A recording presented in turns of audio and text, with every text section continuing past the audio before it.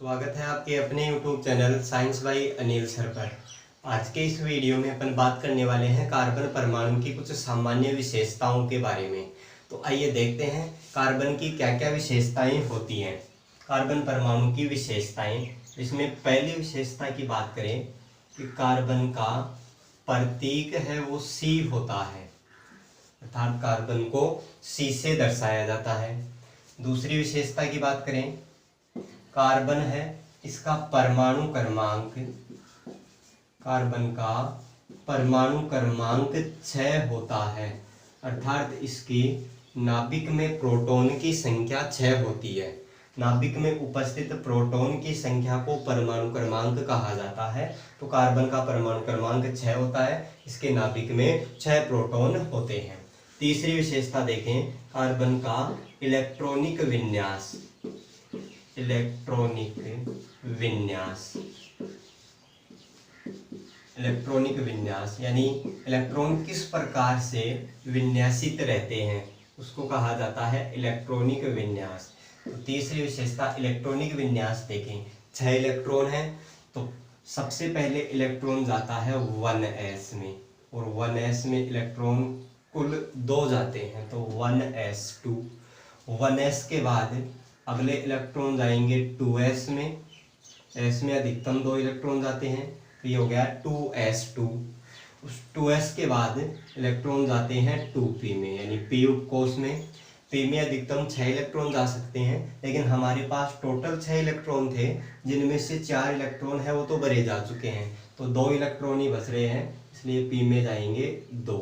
तो ये हो गया कार्बन का इलेक्ट्रॉनिक विन्यास 1s2, 2s2, 2p2।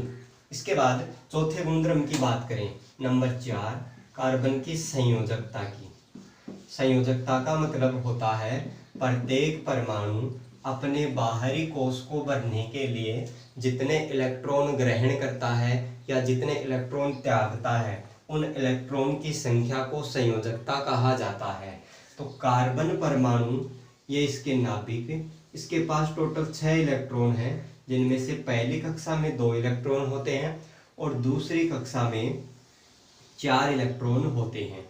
तो ये अपनी बाहरी कक्षा से या तो इन 4 इलेक्ट्रॉनों को त्याग सकता है या फिर ये 4 इलेक्ट्रॉन ग्रहण कर सकता है। इस कारण इस कार्बन की जो संयोजकता है वो 4 होती है।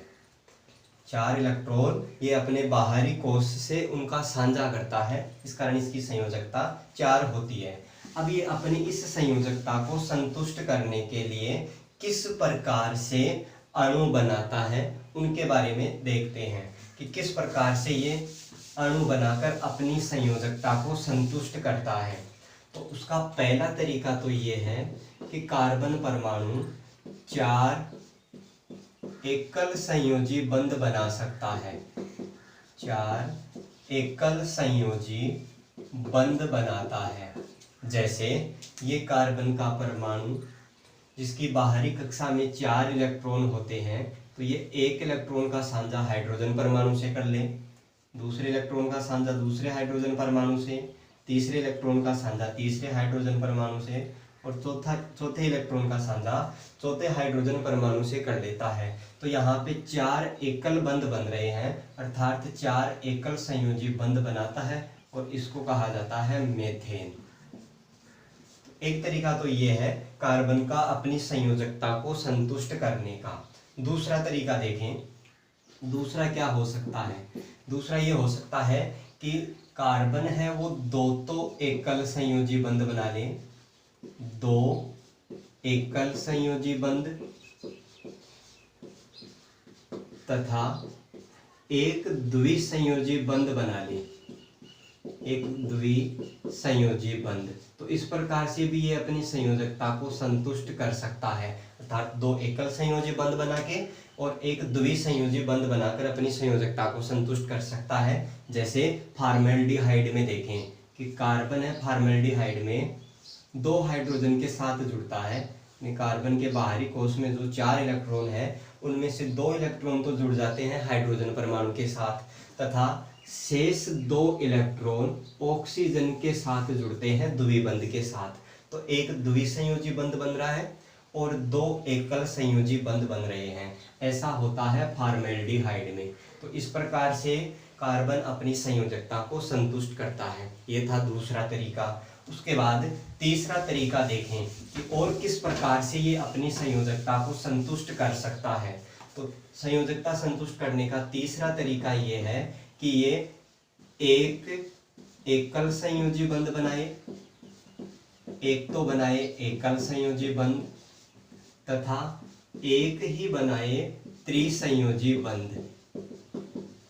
एक एकल संयोजी और एक त्रिसंयोजी बंध बनाए तो भी इसकी कुल संयोजकता है वो 4 संतुष्ट हो जाएगी। त्रि यानी 3 और एक ये रहा, 3 और 1 4। ऐसा होता है हाइड्रोजन साइनाइड में। जैसे कार्बन हाइड्रोजन के साथ तो अपने एक इलेक्ट्रॉन का साझा करेगा, क्योंकि हाइड्रोजन के बाहरी कोश में सिर्फ एक ही इलेक्ट्रॉन होता है, और फिर ये त्रिबंध बना ले नाइट्रोजन के साथ। तो इस प्रकार हाइड्रोजन साइनाइड में भी इसने अपनी संयोजकता को संतुष्ट कर लिया। बाहरी कोश के जो 4 इलेक्ट्रॉन थे उनमें से एक इलेक्ट्रॉन का साझा हाइड्रोजन के साथ किया जा चुका है और 3 इलेक्ट्रॉन का साझा नाइट्रोजन के साथ, यानी त्रिबंध नाइट्रोजन के साथ बनता है और एकल बंध हाइड्रोजन के साथ बनता है। तो इस प्रकार से ये अपनी संयोजकता संतुष्ट करता है। उसके बाद चौथा तरीका क्या हो सकता है? चौथा तरीका ये हो सकता है कि दो द्विसंयोजी बंध बनाकर भी ये अपनी संयोजकता को संतुष्ट कर सकता है। 2 द्विसंयोजी बंध बना के अपनी संयोजकता को ये संतुष्ट करता है। जैसे कार्बन डाइऑक्साइड में, यानी कार्बन डाइऑक्साइड में ये कार्बन है वो द्विबंध के साथ तो ऑक्सीजन के साथ जुड़ रहा है इधर, और द्विबंध के साथ ही यहाँ दूसरे ऑक्सीजन परमाणु के साथ जुड़ रहा है। तो इस प्रकार यहाँ पर भी कार्बन की संयोजकता संतुष्ट हो रही है। तो ये 4 तरीके थे जिनसे कार्बन अपनी संयोजकता को संतुष्ट करता है। इसके बाद 5वें गुणधर्म की बात करते हैं कि इसकी 5वीं क्या विशेषता है कार्बन की।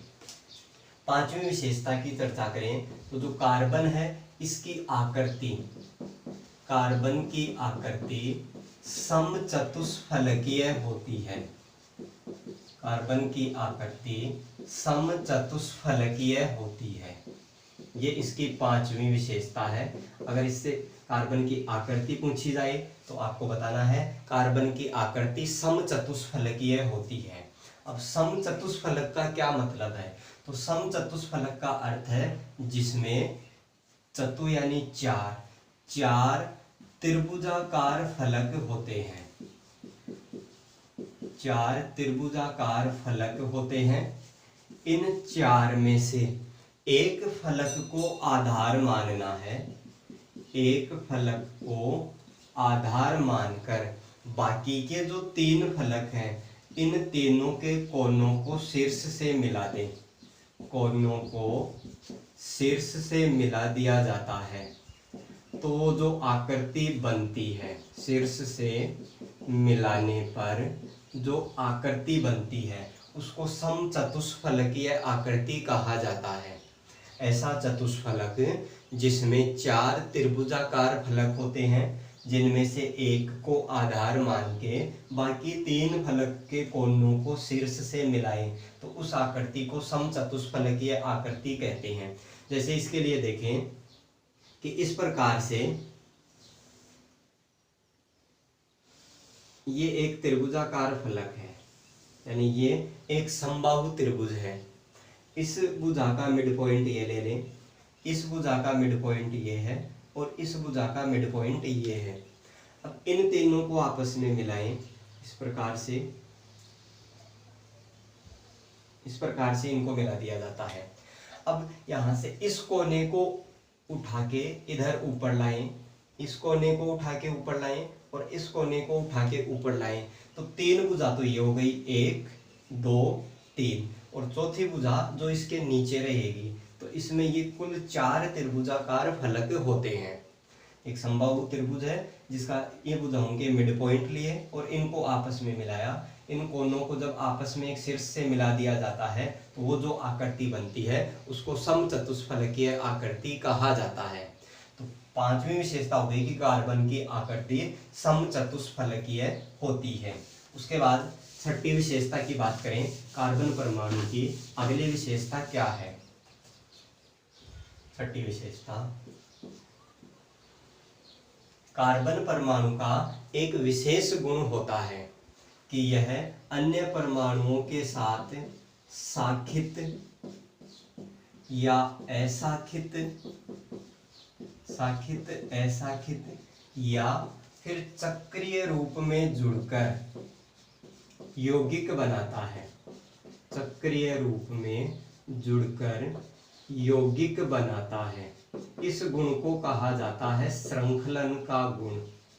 यानी एक अन्य परमाणुओं के साथ साखित, असाखित और चक्रीय रूप में जुड़कर यौगिक बनाता है, और इस गुण को, ये जो गुण है, इस गुण को कहा जाता है श्रृंखलन का गुण। तो कार्बन में श्रृंखलन का गुण पाया जाता है। अब ये किस किस प्रकार से जुड़ रहा है, तो यहाँ है 3 प्रकार से ये जुड़ता है।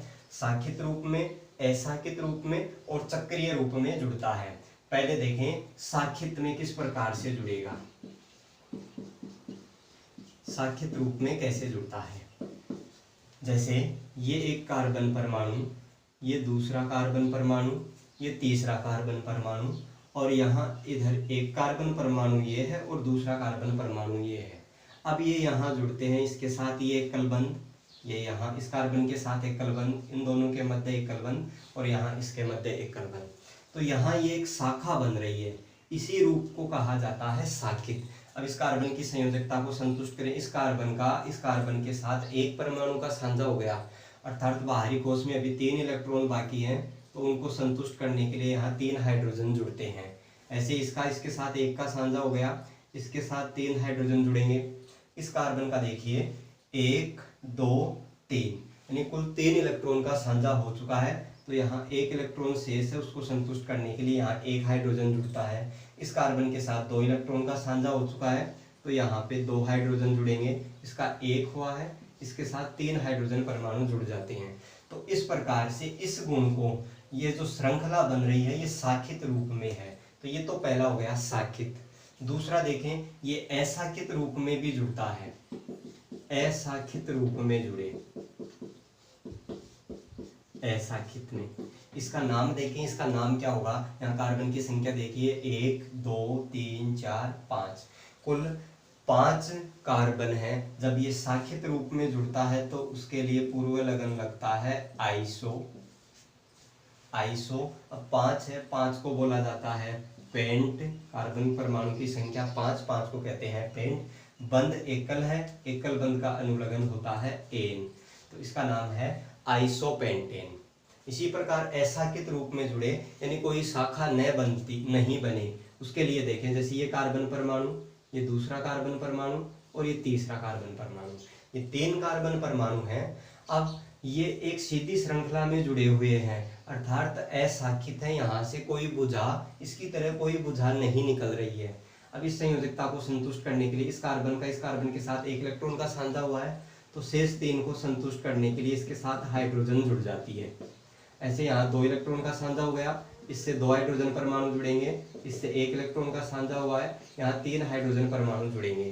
तो यहाँ कुल 3 कार्बन परमाणु हैं। 3 कार्बन परमाणु की संख्या अगर 3 है तो उसको कहा जाता है प्रोप, और एकल बंध के लिए अनुलग्न लगता है एन, प्रोपेन। तो ये दूसरा हो गया कि असाखित रूप में ये जुड़ता है और यौगिक बनाता है। इस गुण को श्रृंखलन का गुण कहा जाता है। तीसरा देखते हैं चक्रीय के लिए। चक्रीय में किस प्रकार से जुड़ता है। चक्रीय रूप में, यानी कार्बन परमाणु एक चक्कर, एक साइकिल के रूप में व्यवस्थित होते हैं। जैसे ये 5 कार्बन परमाणु ले, 1 2 3 4 5 6 ले लेते हैं। ये 6 कार्बन परमाणु हैं जो एक चक्कर में व्यवस्थित हैं। इस प्रकार से एक साइकिल बना रहे हैं, इसको कहा जाता है चक्रीय। और चक्रीय का जो प्रदर्शन है वो नियो के रूप में करते हैं। अगर चक्रीय रूप में जुड़ते हैं तो उसके लिए पूर्व लगन लगाया जाता है नियो। अब इसके लिए संतुष्ट करें, इस कार्बन का इसके साथ 2 का साझा हो गया, तो यहाँ 2 H जुड़ेंगे। प्रत्येक के लिए 2 H जुड़ते हैं, CH2 CH2 CH2 CH2। इस प्रकार ये एक चक्कर यानी साइकिल के रूप में व्यवस्थित है। तो ये चक्रीय रूप में व्यवस्थित होने के कारण इसके लिए पूर्व लगन लगेगा नियो, और इसमें कार्बन की संख्या है 6 को बोला जाता है हेक्स, नियो हेक्सेन। अगर 5 हो तो नियो पेंटेन हो जाएगा, 6 है तो ये हो गया नियो हेक्सेन। अब इसके बाद 6 गुणधर्म के बाद हम कार्बन के लिए अगले गुणधर्म की बात करें कि बंद कोण क्या होता है। नंबर 7, बंद कोण। कार्बन के लिए बंद कोण कितना होता है? तो दो निकटवर्ती जो बंध हैं, जैसे ये बंध और ये बंध, दो निकटवर्ती बंधों के बीच के कोण को कहा जाता है बंद कोण। दो निकटवर्ती बंधों के मध्य के कोण को बंद कोण कहा जाता है, और कार्बन के लिए जो बंद कोण है वो 109 डिग्री 28 मिनट होता है। ये कार्बन का बंद कोण है 109 डिग्री 28 मिनट। दो निकटवर्ती बंधों के बीच के कोण को बंद कोण कहते हैं। कार्बन परमाणु के लिए इसका मान 109 डिग्री 28 मिनट होता है। अगली विशेषता देखें, कार्बन है वो आपस में 3 तरीके से जुड़ सकते हैं। कार्बन परमाणु एक दूसरे के साथ 3 प्रकार से जुड़ते हैं। अगर कार्बन और कार्बन आपस में एकल बंध से जुड़ते हैं, कार्बन परमाणु अगर आपस में एकल बंध से जुड़ते हैं तो उसको कहा जाता है एल्केन। अगर कार्बन और कार्बन परमाणु आपस में द्विबंध से जुड़ते हैं उसको कहा जाता है एल्कीन। और अगर कार्बन कार्बन परमाणु आपस में त्रिबंध के साथ जुड़ते हैं तो उसको कहा जाता है एल्काइन। तो इस प्रकार कार्बन परमाणु 3 प्रकार से व्यवस्थित हो सकते हैं। अगर कार्बन कार्बन के बीच में एकल बंध है तो उसको एल्केन कहा जाएगा। अगर कार्बन कार्बन के मध्य द्विबंध होता है उसे एल्कीन कहते हैं, और कार्बन कार्बन के मध्य अगर त्रिबंध होता है तो उसको एल्काइन बोला जाता है। ये कुछ विशेषताएं थी कार्बन के बारे में, कुछ सामान्य विशेषता। एक अंतिम विशेषता की ओर बात करें कि कार्बन परमाणु है और हाइड्रोजन परमाणु है। कार्बन और हाइड्रोजन दोनों की विद्युत ऋणता इलेक्ट्रोनेगेटिविटी लगभग समान होती है, तो ये अपने परमाणु का साझा करते हैं। यानी कार्बन व हाइड्रोजन, कार्बन और हाइड्रोजन के संयोग से जो यौगिक बनते हैं उनको कहा जाता है हाइड्रोकार्बनिक यौगिक। तो कार्बन हाइड्रोजन के साथ जुड़कर हाइड्रोकार्बनिक यौगिकों का निर्माण कर लेता है। जैसे हाइड्रोकार्बनिक यौगिक देखते हैं कौन कौन से होते हैं, 1-2 उदाहरण देखते हैं हाइड्रोकार्बनिक यौगिक का। कि ये कार्बन परमाणु है, ये इसके इलेक्ट्रॉन बिंदु संरचना से इसको समझते हैं। ये कार्बन परमाणु जिसके बाहरी कोश में कुल ये 4 इलेक्ट्रॉन है। अब ये 4 हाइड्रोजन परमाणु के साथ जुड़ेगा, तो जिस यहाँ से देखें ये पहला हाइड्रोजन परमाणु इस इलेक्ट्रॉन के साथ अपना साझा करता है, ये हाइड्रोजन, ये भी अपना इलेक्ट्रॉन यहाँ साझे में देगा। ऐसे ही ये दूसरा हाइड्रोजन परमाणु यहाँ इस दूसरे कार्बन के साथ आके जुड़ेगा।